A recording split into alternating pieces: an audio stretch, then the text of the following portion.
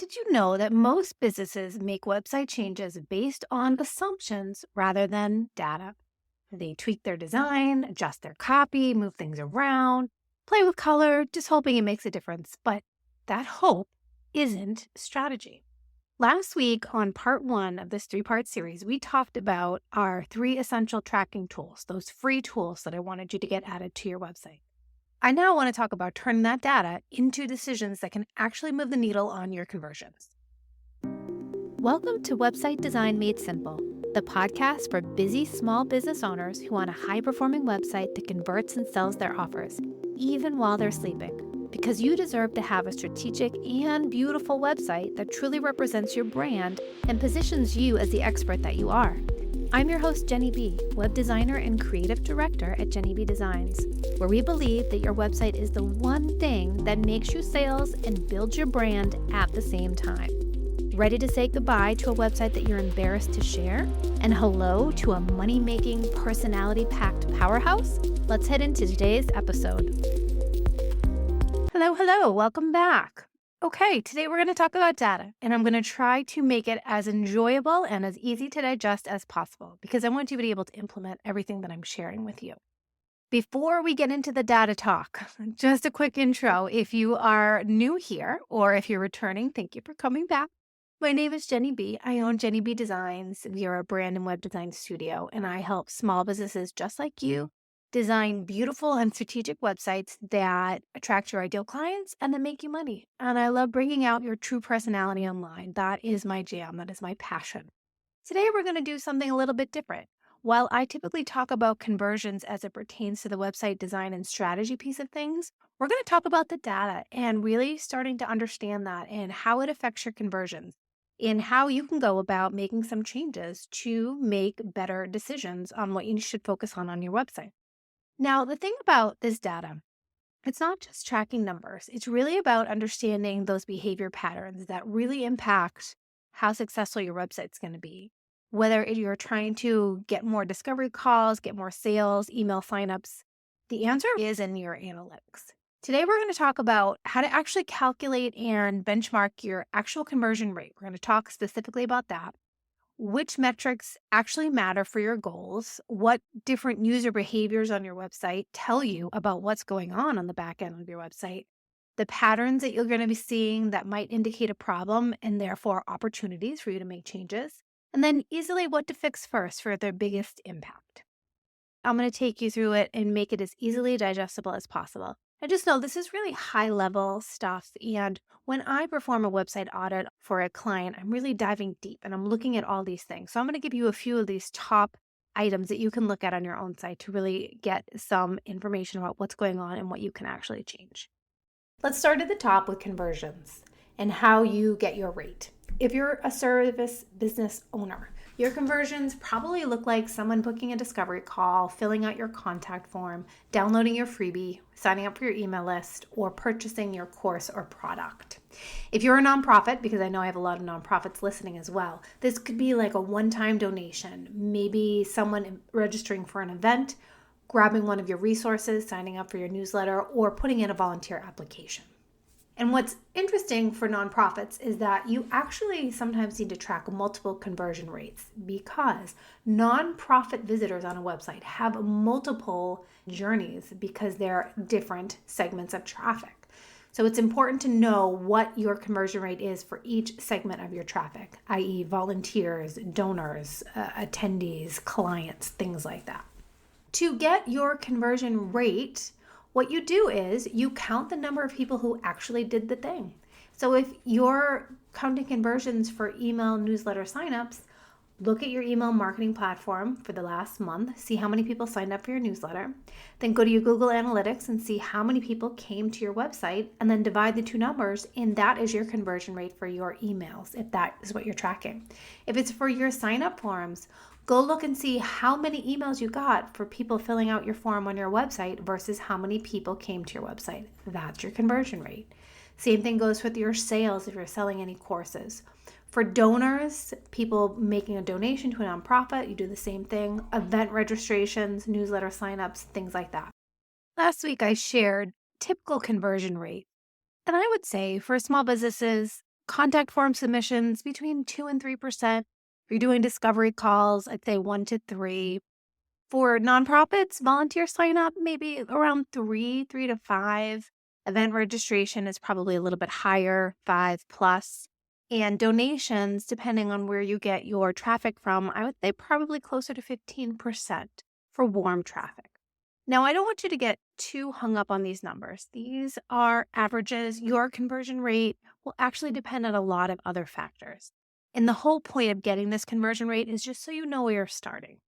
Because if we're going to make any changes, we want to monitor them over time, and we'll need to know where you start. That is how you get your conversion rate. Let's move into the first piece of software that I talked about last week, Google Analytics. And I'm actually going to flip over to my Google Analytics dashboard and look at it with you and share some high-level things that you can just take a peek at and some insights that you can glean from these numbers. When you log into your Google Analytics dashboard, I typically go right over on the left-hand side to Acquisition Overview. I'm presented with a lot of different boxes.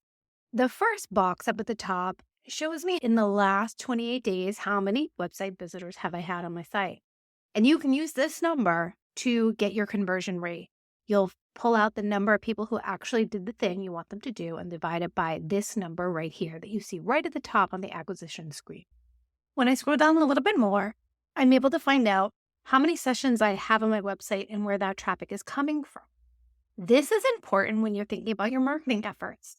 These sources are direct organic search, referral, organic social, or organic video, because in my case, I have some organic video from YouTube. Looking at these numbers, you can make some decisions. Is what you're doing for search engine optimization, for example, is your organic search number growing? Looking at your social, finding out what channels your social media traffic is coming from. This can help you understand if you're putting all that effort into Instagram and you're not seeing the return, then there you go. You have that data. I don't need to spend as much time on Instagram because that's not where my traffic is coming from. In fact, looking at the numbers, it's coming from LinkedIn. So perhaps you want to modify your marketing efforts to do some more work on LinkedIn. This is one of the stats that helps you really understand where your marketing is working. I also like to look at what countries, just to take a peek, who's coming to my website, what cities. And then I also like to see which pages are having the most views. So looking at that list, I can understand which pages are getting the most visitors from the internet. And this is a really helpful thing to know. You can understand kind of which pages are really popular. And if you do have some content that you've been using to get in with search, perhaps you did some blog posts or you created some location pages. If you do see those pop up, that's really interesting to really understand that you are actually getting views on those blog posts and they are popular. Under pages and screens, there is a list of all the pages, the number of views, the active users, and the average engagement time on the page. I enjoy looking at this list because it lets me know which pages are being visited the most, how many people are actually visiting those pages, and then what is the engagement time per page, which means how long is someone actually spending on this page. For example, I had an event this fall that I shared about quite frequently on social media and through my emails and just talking with people. I was sharing that link directly. And I kept seeing that link, that URL appear in these top visited pages. And what I also noticed was that the average engagement time per that page was quite high. This means the people who are getting that link were actually on that page and they were reading it and they were engaged. I also see that my website design podcast page is on this list as one of the higher viewed pages. However, the engagement time on that page is quite low. So that gives me an idea. Maybe something's going on with that page. Maybe I need to make some changes to get people to stay on that page a little bit longer. This is when I would go to that page and look at it and look at the title, look at the content, see how the length, read the words, look at the imagery, and think, what can I add or take away from this page to make it resonate with people a little bit better? And also think, when I'm thinking of adding, What can I add to this page that will get someone's attention, but will also take them to another place on my website to keep them on my website longer? We want them to spend more time on page and to also go to other pages. Thinking about you when you look at this list, what do you see that you have a lot of visitors but low engagement? You'll want to go to that page and see what you can do to make changes on that exact page. Flipping over to looking at who is coming to my website, what are they using, what device they're using. In fact, 81% of all the traffic to my website is coming from a desktop. And I actually thought that that was the case. I monitor this closely. People who come to my website are typically coming as they're sitting down at their business, at their jobs, working on their desktop. They're coming to view my services because I have a B2B service. Mobile was only 18%. However, if you are noticing that mobile is really high, and in fact, for most websites, it is really high, then what you're going to want to make sure is that your mobile optimization on your website is well done, that people can access what they need to do, and the user experience is one that is good for them and that they can find everything that they need and as quickly as they need. Another great stat to look at is under engagement landing page. This is where people are coming into your site. This is a super important metric because we are learning how people are finding your website. If you see just a slash, that means that people are just coming through your homepage. I see for myself a blog post that I wrote that's really high up there. I also see an event that I hosted in January, and I see my freebie, The Secrets to a Money Making Homepage, that is the top of the list. On that report as well, you can see the average engagement time per session. And I am seeing that for the event, people are spending for a minute reading what's on that page, which is fantastic. People are really engaged when they get to that page. However, when I get to the blog post, I am learning that people are not as engaged on that page, and it's much, much lower. And so I need to really look at that blog post and think, what can I do to make it a little bit better so people are more engaged? Meaning, look at it, look at the title, the content, the imagery. What can I add? Or is it confusing? What can I take away? What can captivate my audience's attention to make them a little bit more engaged? You can do the same for anything that you notice that has a low engagement time, but a lot of traffic. Think about what you can do to make it a little bit better.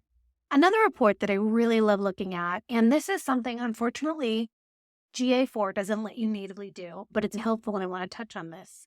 I like to look at the exit page. This is one of those metrics that is important to understand because this is where someone is just losing interest. They're deciding to leave your website. And we want to start thinking about why. Why are they leaving that web page? One of my highest exited pages is that same blog post, 5 ways to determine if your blog post is a success. What does that mean? Does that mean that people are finding it on search, coming there, and it's not what they want? Is there something confusing about that page? Does the title not match what they're looking on online? Do I need to revise my meta description? Is the content on that blog post not resonating with people? Perhaps I need to review that content, maybe add some more imagery, make it more easily digestible. Perhaps I can link to another blog post from that blog page. When I encounter clients who have high bounce rates and large exit rates from a blog post, I think about if they have a sidebar. Does your blog have a sidebar? If people are coming to your website from a blog post and they read the blog post and it doesn't resonate or it's quick, what do they do next? Having a sidebar allows you the opportunity to share more information about you, to share some resources that they might be interested in, and to keep them on your website longer.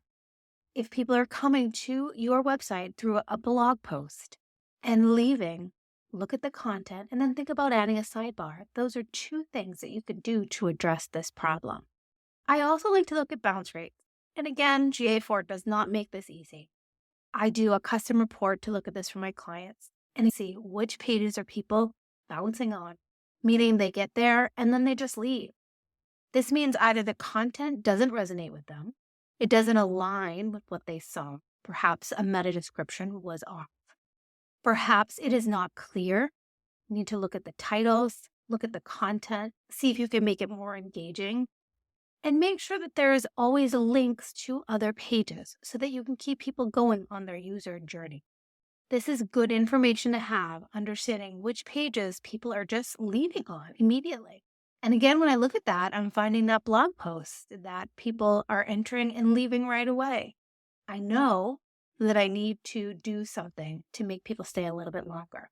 I also want to point out that I see that event that had a lot of high traffic and high engagement, but people were leaving. This means that they're just reading the information about the event and that's all they wanted to know, which is fine. We have to understand that not everyone is going to go take a journey around your website. But another idea would be maybe I could make that event page more engaging. Can I add some information about a recent podcast that I had or a special freebie that they can get involved in now and they don't have to wait until the event? What can I do to make that page a little bit more exciting? Look at your bounce rate pages and see what changes can you make. Those are the top stats that I tend to look at, and you can glean a lot of information. Let me talk about a few pages and their performance. Let's talk about your homepage. If you are seeing that people are coming to your homepage and immediately leaving, they're bouncing, look at your above the fold content. I talk about this a lot, that hero section. When someone lands there, is it super clear what you do, how you help, and is there a button to get involved, that value proposition? Are you speaking to your ideal client? I've had a couple of clients who we've made simple changes to their hero just in the copy and making sure that the button, the call to action is there, have had increased conversions from just that change alone. Your homepage hero is an important piece of the puzzle. Perhaps you're getting a page that has a lot of traffic, but you're not getting more conversions. Here's what you can think about doing.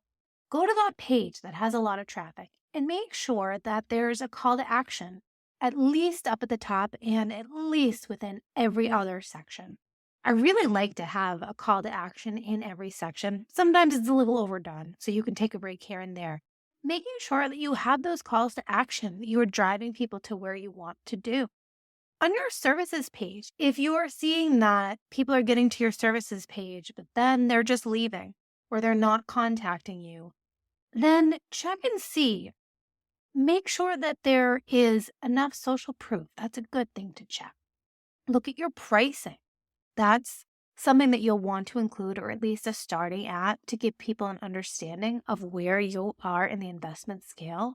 If you do have pricing, perhaps you need to be a little bit more clear on what it includes. And then if people are getting to your contact page and exiting, do understand that not everyone is going to contact you. That is okay to have exits from that page. However, we always want to work because it's a work in progress and think about what can you do on that contact page to get someone to take the final step. I enjoy seeing a picture of the business owner looking at that person who's going to make an inquiry. That builds that emotional connection. Think about your wording. Are you clear on what's going to happen when they submit that form? Are you sharing with them when they can expect a response? And thinking about what else you can add to that page to make people actually want to fill out the contact form. Those are a few things that you can do based on different insights on different pages with Google Analytics. Now let's flip over to Google Search Console. And again, this is a free tool. You just have to set it up and then it will start collecting the data for you. And this gives you a few different things that you can really get some information from. When I'm over there, when you go under search results, I really love to look at that graph up at the top. And it shows you the total number of impressions that your website is getting, how many times that people are seeing your website in the search, and then how many clicks you're getting from search, how many people are actually taking that next step, clicking over to your website. Down below, it has the queries that people are finding you from. What are the words that they're searching? And this is so cool because you don't have to pay for one of the expensive keyword programs. You can get a lot of information just from here. You can find the keywords that people are finding you from. And if it is something that you can expand upon, it's really helpful to know what's resonating with people. You can also see under pages, the pages that are getting how many impressions they're getting, how many people are seeing them in search, and then how many clicks are coming over. If you're seeing a page with a lot of impressions but aren't getting a lot of clicks over, think about what people are seeing. They're seeing your name on search and they're seeing the meta description and then that image. Maybe that's not resonating with them. Maybe it's time to tweak that meta title and description so that you can get more clicks over. If you're seeing a URL that's getting a lot of clicks through search, that's great. Think about how you can capitalize on that. Go over to that page and do something similar to what I mentioned before for the pages that aren't performing well. These that are performing well, think about what you can do to get people to take them to the next place in your journey. What can you add to this page? You don't want to overwhelm or change anything as it comes to your headlines and your copy, but think about, can you add something, perhaps sharing another blog post, as in you may also like and clicking them to another blog post that they may like. Thinking about if you have a sidebar on that blog post, maybe it's time to add one so that you can have some more options for them. And understanding what's resonating with your audiences, perhaps creating some new content based on what's actually working. This is also where you're going to want to track your progress when it comes to search words and how you're implementing SEO on your website. As you are working through things, you want to see that graph going up. You want to have more impressions and more click-throughs. This is where you'll come at least once a month to just check and see how everything is working, what words are appearing in search, and how you're showing up online, and if it's increasing. And if it's decreasing, then that's a good thing to look at too, understanding why are you not showing up where you need to be and thinking about how you can address that. And be sure to sign up for email alerts in Search Console. This is helpful. They'll send you an alert sometimes, sharing with you keywords, sharing with you some problems that they see with your website, any security issues, anything that you need to be taken care of. This is a great way to make sure that you stay in touch, especially if it's hard to remember to come back and check it every month. And then finally, let's talk about Hotjar. This is really where it gets fun. And I'm pulling up my website now. A quick reminder of what Hotjar is. It's a heat map. It's kind of like a weather map for your website. Red means lots of activity. Blue means little to none. And from this, you're able to watch recordings and find different patterns about what's going on. I have the free version. It gives you a certain number of recordings. I think that's plenty.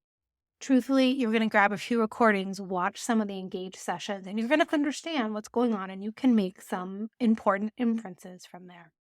The first thing that you'll see when you get there is you're going to see how many sessions, how many clicks, the average scroll depth, so how far people on average are scrolling on your website, and then the drop-off rate, how far, again, are they going before they leave, and then the time on page. You want to have a higher time on page. That's very important. You want an engaged audience to understand. When you come and watch some of the recordings, it's fun and creepy at the same time because you're watching someone interact with your website. You can learn a lot of different things from that. I like to see the dead zones. So perhaps if you have a button that is not getting any clicks, that might be the dead zone. Maybe you don't need a button there. Maybe you're going to need to move it to somewhere that's more of a hot area and make it more prominent. You can find out people are clicking on things that just aren't clickable. And that happens. For an example, for me, for my portfolio on my homepage, I have a gallery of the work that I've done recently. But when you click the image, it actually doesn't get any larger. I don't have a scroll through. I'm finding a lot of people are clicking on that portfolio image. They want to see it larger. What I'm going to do is I'm going to add it to a carousel so people can actually see that image. Or I might even actually link it to the case study page that I have on that. That's a frustration click that I'm going to fix. Another problem that you might see is on the heat map, that scroll depth that I talked about, where people stop scrolling. If the scrolling only goes down to 30% of the page, they're seeing less than half of your page, and your important content might be buried at the bottom. What you probably want to do then is think about adding your important content to the top. Maybe people aren't even getting to your pricing because they're not scrolling down far enough. Maybe that's an important piece of the puzzle for them to read. Or perhaps there's something else like your testimonials that are way down at the bottom. You want them to see them earlier.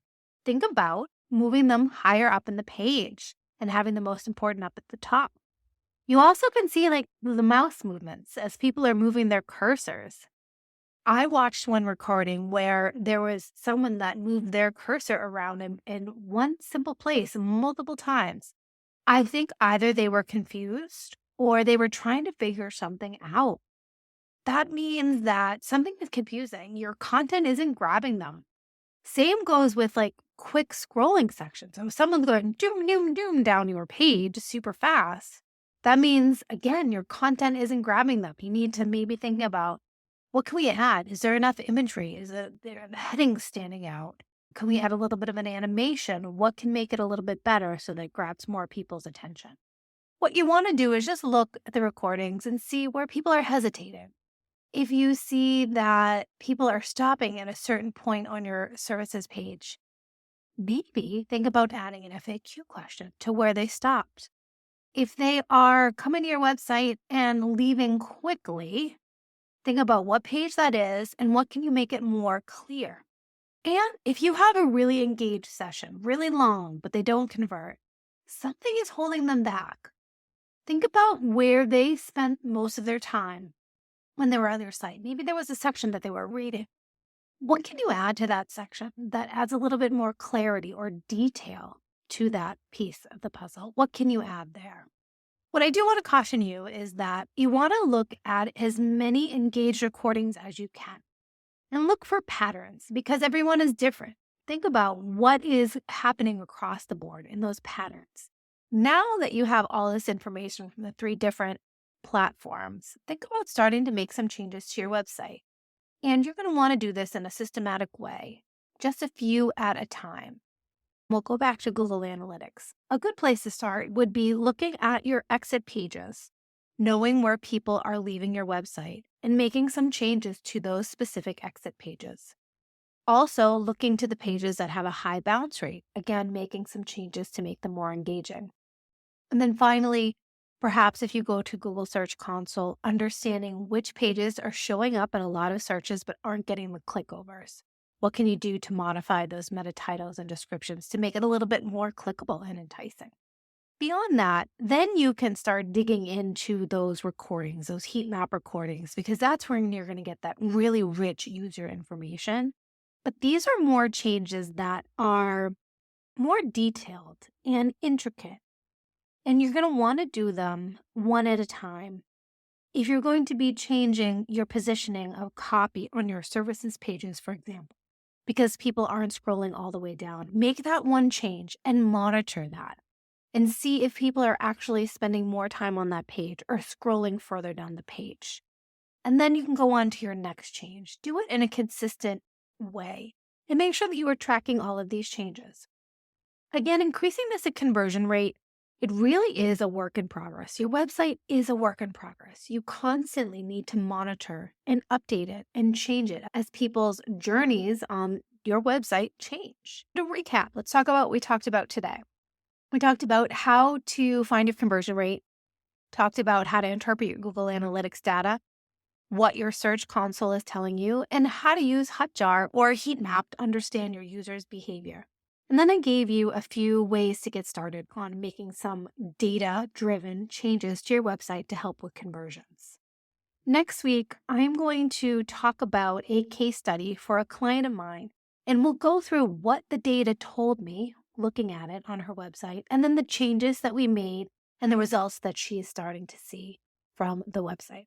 I hope this was helpful to you. I know it was a lot of numbers today and a lot to go through, but I think that even just tracking a few of these on a high level will give you evidence on what is actually happening so that you then can try to make some changes.